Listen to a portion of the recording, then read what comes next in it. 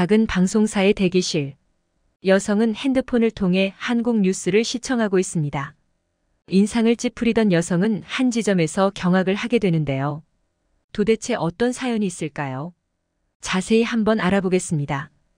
해당 사연은 스웨덴인 그레타 씨가 제보해 주신 내용을 바탕으로 재구성된 스토리입니다. 안녕하세요. 저는 스웨덴인 그레타라고 합니다. 저는 스웨덴의 작은 지역에서 라디오 뉴스를 진행하고 있습니다. 한마디로 말하자면 작은 방송사 아나운서라고 볼 수 있는데요. 현재는 만족하면서 제 위치에서 더 많은 노력을 하고 있지만 예전에는 그렇지 않았습니다. 더 큰 방송사에서 일해보고 싶어서 지원을 계속했거든요. 하지만 번번이 실패로 돌아가긴 했습니다. 지역 아나운서를 그만두고 큰 방송사의 아나운서 준비에만 매진할까 싶었을 때 남편이 단호하게 말하더군요. 본인의 자리에서 최선을 다하지 않는데 큰 방송사에 합격한다고 최선을 다할 수 있냐고요. 그때 저는 깨달았어요. 제 자리에 만족하지 않고 노력도 하지 않으면서 위만 본다면 아무도 저를 인정해주지 않는다는 것을요. 그렇게 제 자리에서 할 수 있는 것들을 시작했습니다. 당시만 해도 제 라디오 뉴스를 듣는 사람은 별로 없었는데 발성에도 신경을 쓰고 뭔가 더 하려는 의지를 보이자 듣는 사람이 조금씩 많아졌습니다. 남편의 말이 맞더군요. 최선을 다하자 많은 것들이 변화된 것이죠.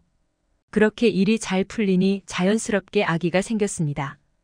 결혼하고 3년 동안 아기가 생기지 않아 거의 포기 상태였기에 임신 소식은 저희 부부를 행복하게 만들었죠. 10달 동안 품었던 딸인 엘라가 태어나고 저는 더 승승장구했습니다. 그런데 엘라가 커가면서 걱정이 되는 부분이 생겼죠. 바로 딸의 소심한 성격이었습니다. 딸이 커갈수록 소심한 성격이 장애물이 되는 듯해서 걱정을 지울 수가 없었어요. 그런 저를 위해서 남편은 엘라에게 스카우트 활동을 추천해보는 것은 어떠냐고 했습니다. 남편이 어렸을 때는 소심한 편에 들어갔는데 스카우트를 하면서부터 바뀌었다고 하더군요. 남편의 경험담이기도 하니 나쁘지 않을 것 같다는 생각이 들었죠. 딸에게 스카우트를 추천했을 때 첫 반응은 그다지 좋지 않았습니다. 그래도 엄마가 해보라는 것이니 도전하겠다고 하더군요. 하지만 스카우트를 한다고 쉽게 달라지지 않았습니다. 그렇게 스카우트를 그만두라고 말하려고 할 때쯤 변화되는 모습을 보이기 시작했죠. 쭈뼛쭈뼛 남들에게는 말도 못 걸던 엘라가 다른 사람을 도와주겠다고 말을 하더군요. 심지어는 힘든 일은 아예 안 하려던 아이였는데 조금은 참을성이 생겼습니다. 저는 그 작은 변화에도 너무 즐거웠습니다. 한층 성장한 아이를 보는 것 같았거든요. 그러던 어느 날 자신이 원하는 바를 잘 이야기도 못하던 아이가 저에게 할 말이 있다고 하더군요. 대수롭게 생각하지 않았던 저는 무엇이냐고 했죠. 엘라는 세계 스카우트 잼버리에 참여하고 싶다고 했습니다. 무슨 말이냐고 했더니 2년 후에 잼버리가 한국에서 열리는데 가고 싶다는 의지를 표명했죠. 외국에 가는 것은 너무 걱정되는 일이기에 남편과 상의를 할 수밖에 없었습니다. 남편은 생각했던 것보다 흔쾌히 받아들이더군요. 스카우트 대원이었을 때 남편도 다른 나라 잼버리에 참여한 적이 있었다며 아주 즐거웠다고 했습니다. 심지어 현재까지 연락하는 친구들도 있다고 하더군요. 저는 남편의 말에 안심하며 보내기로 결정했죠. 다만 예상하지 못했던 문제가 있었어요. 바로 금액이었습니다. 1인당 금액이 생각보다 비싸서 정말 보내야 하나 싶은 생각도 들었어요. 하지만 엘라가 비싼 참가비를 위해 돈을 아껴야 하니 그때까지 간식을 먹지 않겠다는 의지를 표명했습니다. 저는 그 귀여운 의지에 걱정하지 말라며 꼭 보내주기로 약속했죠. 2년이 천천히 갈 줄 알았더니 정말 순식간이었습니다. 막상 엘라가 한국으로 가게 되는 날이 오자 제가 다 떨리더군요. 저도 가본 적이 없는 한국에 가게 된 엘라가 잘 지내고 올 수 있을까 싶었어요. TV로 접했던 한국은 선진국으로 보이던데 별일 없을 것이라고 저 스스로 다독였습니다. 그리고 2주 동안 한국에 가는 딸에게 건강히 다녀오라는 말을 전달했죠. 엘라는 해맑게 다녀오겠다는 한마디를 하며 떠났습니다. 그런데 그때 막았어야 하는 건 아닌가 싶은 순간이 찾아왔죠. 엘라가 떠난 지 얼마 되지 않아 연락이 왔었어요. 엘라는 야영지가 덥긴 하지만 참을 만하다고 했습니다. 하지만 목소리에서 지친 기운이 역력했기에 엄마 입장에서는 걱정이 될 수밖에 없더군요. 엘라는 마지막까지 웃으면서 많은 친구를 사귀고 스웨덴으로 돌아오겠다는 한마디를 남기며 연락이 끊겼습니다. 어떻게 된 일인지 그 후로 며칠 동안 연락이 오지 않았어요. 그래도 별일은 없을 것이라고 생각하던 와중에 저는 한국에서 열린 잼버리가 문제가 있다는 기사를 보게 되었습니다. 등줄기에 식은땀이 흐르더군요. 제 딸인 엘라가 간 곳이 맞는지 몇 번이나 확인했으나 맞더군요. 정말 실망했습니다. 열악한 시설에 관련된 이야기들이 쏟아져 나왔으니까요. 저는 당혹스러운 마음을 감추지 못하고 엘라에게 문자를 보냈습니다. 하지만 답장은 오지 않았죠. 이유를 알지 못했던 터라 더 마음이 조급하더군요. 다행히 얼마 지나지 않아 답장이 오긴 했는데 충전할 곳이 없어서 답변을 하지 못했다고 하더군요. 이건 아니라는 생각이 들었습니다. 남편에게 아무래도 엘라가 그런 상황에서 아프기라도 하면 큰일이니 포기하라고 해야 하는 것이 아니냐고 했죠. 아니면 저희가 가서 데려오기라도 해야 한다고 했으나 남편은 엘라가 잘 해낼 것이라고 했습니다. 무책임한 아빠라는 생각마저 들더군요. 저에게는 정말 고통스러운 시간들이었어요. 눈에 보이지도 않고 당장 가볼 수도 없으니 답답한 노릇이었죠.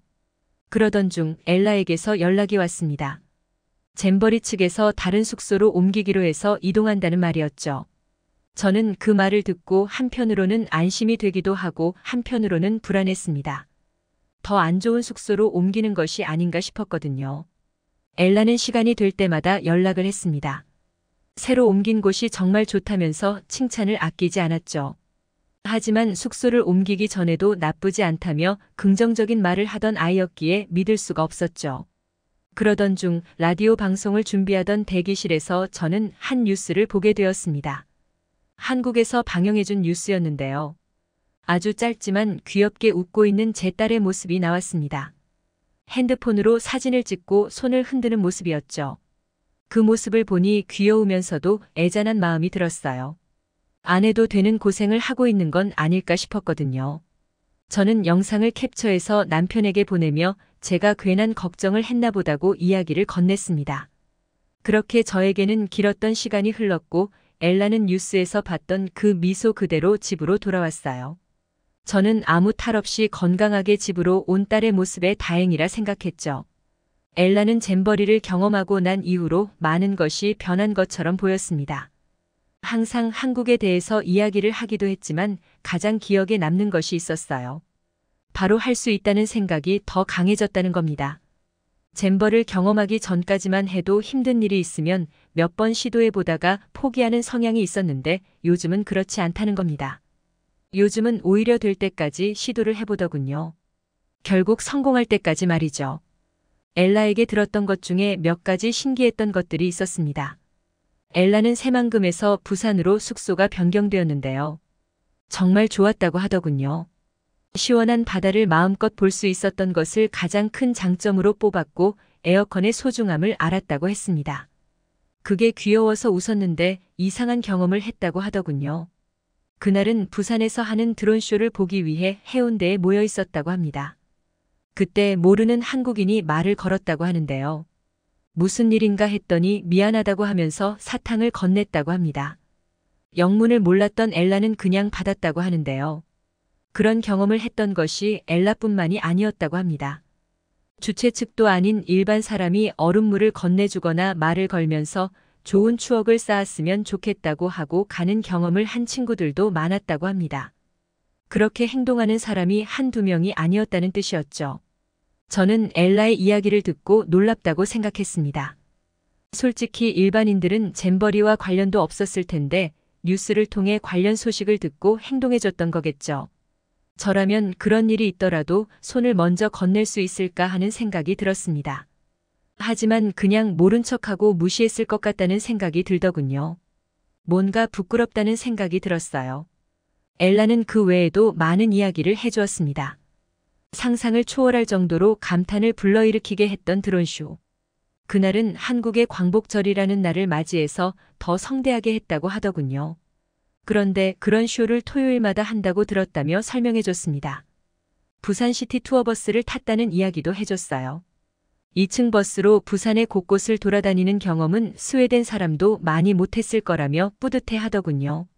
아무래도 대부분의 관광객들은 서울을 많이 갔을 테니까요. 저는 엘라의 귀여운 자랑을 아직까지 들으면서 지낸답니다. 놀라웠던 건 엘라의 마지막 말이었어요. 한국에 또 가고 싶다고 하더군요.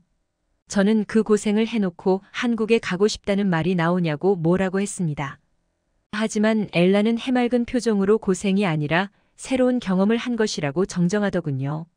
그러면서 한국의 경험 중에서 제일 좋았던 건 한국 사람들이었다고 했습니다. 그냥 대원들을 무시하고 모른 척 할 수도 있었지만 먼저 다가와주고 심지어 격려까지 해줘서 더 힘을 낼 수 있었다고 하더군요. 그런 한국 사람들을 알아가고 싶어서 한국에 더 가고 싶다는 생각을 했다는 말이 신기했어요. 현재는 엘라가 스웨덴으로 돌아온 지 일주일이 되어 가는데요. 여전히 귀에 딱지가 앉을 정도로 한국에서 있었던 일을 많이 듣고 있어요. 솔직히 초반의 대응은 아쉬웠지만 그래도 엘라에게 긍정적인 영향을 준 것에 감사하다고 생각하고 있습니다. 기회가 된다면 가족여행을 한국으로 갈 생각이에요.